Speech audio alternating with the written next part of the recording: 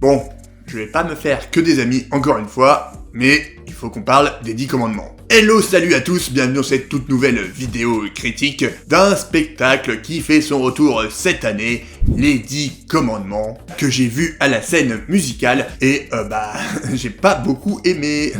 Les 10 commandements, c'est une comédie musicale à la base qui a été créée en 2000, c'est une comédie musicale qui a eu un beau succès, qui est assez connue maintenant, surtout grâce au titre L'envie d'aimer, et cette année, ils ont fait une nouvelle version, je crois qu'ils ont revu quelques trucs pour l'adapter un peu à 2024, mais bon, moi je connaissais pas du tout cette comédie musicale, vous savez, je suis pas très comédie musicale française, mais bon, j'étais curieux parce que j'aime beaucoup Le Prince d'Égypte, j'aime beaucoup le film avec Charlton Heston, donc je me suis dit, je vais passer un bon moment, ça va être cool, l'histoire elle est belle, je connais la chanson L'envie d'aimer, je l'aime bien aussi, donc il y avait pas trop de raisons pour que je passe pas un bon moment et que ça me plaise pas. Mais j'ai très vite été déçu pour une comédie musicale de 2024, et pour moi il y a pas grand chose à se mettre sous la dent. Déjà, il y a pas de décor, c'est que des projections sur des tissus, sur des écrans, donc visuellement c'est pas très beau, ça fait très cheap, très bas de gamme. Bon, alors peut-être qu'ils voulaient mettre en avant les chorégraphies, les acteurs. Ok, ils sont plutôt bons, les chorégraphies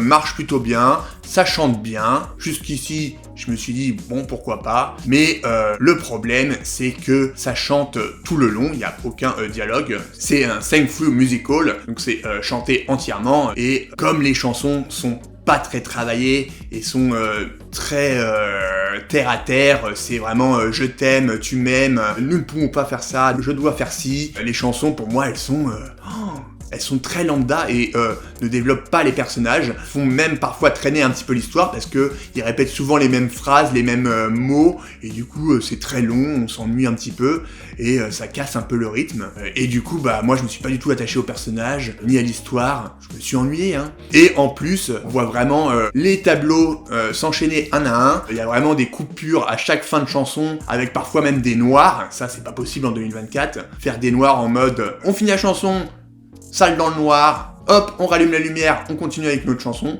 Ça casse le rythme encore une fois, ça fait vraiment plein de petits wagons mis bout à bout pour créer un semblant d'histoire, un semblant de cohérence entre les scènes, et du coup, y a pas de rythme, et on s'ennuie quoi. Ça marchait peut-être dans les années 2000, mais maintenant, en 2024, c'est plus possible. Et bon, y a pas d'orchestre, bon, ça, passons, on est habitué maintenant, moi j'avais fait une croix dessus, je le savais, mais voilà, j'ai eu l'impression de voir juste un concert avec un petit peu de mise en scène, plutôt qu'un véritable spectacle avec une véritable histoire, et c'est assez décevant. Quand aujourd'hui, en 2024, on a Le Roi Lion, on a Mamma Mia, ou même Molière qui essaye quand même un petit peu d'être un peu plus dans l'air du temps, avec plus de décors, avec des chorégraphies et de la mise en scène plus travaillée, avec des transitions parfois un peu plus fluides et qui se voient moins entre les chansons.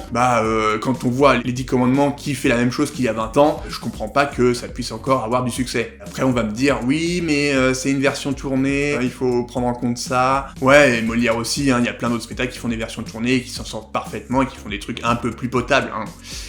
Voilà, mais là c'est vraiment cheap et vraiment très très très décevant. Je me suis bien ennuyé, ça dure presque 2h30, 3h, et on les sent passer. Voilà, c'est mon avis, et je crois qu'il y a pas mal de gens qui aiment et qui ont aimé, mais je pense que c'est plus lié à de la nostalgie que à des gens qui vont découvrir le spectacle et qui vont l'aimer pour la première fois en le découvrant à la scène musicale ou en tournée dans toute la France. Pour moi, ça n'a pas le niveau d'un spectacle musical auquel on peut s'attendre en 2024.